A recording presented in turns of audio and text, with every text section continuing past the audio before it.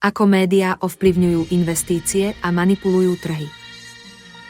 Ste si istí, že rozumiete, ako médiá formujú vaše investičné rozhodnutia? Médiá majú obrovskú moc. Správy, články a analýzy môžu dramaticky ovplyvniť náladu trhu. Negatívne správy môžu vyvolať paniku a predaj, zatiaľ čo pozitívne správy môžu viesť k iracionálnemu optimizmu a nákupom. Niektoré médiá môžu byť ovplyvnené alebo dokonca platené za šírenie konkrétnych informácií. To môže viesť k manipulácii trhov a neférovým výhodám pre niektorých investorov. Buďte opatrní.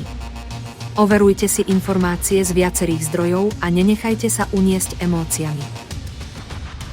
Rozvíjajte si kritické myslenie a analyzujte informácie objektívne.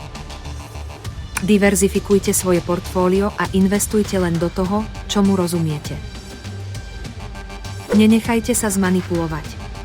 Sledujte overené zdroje.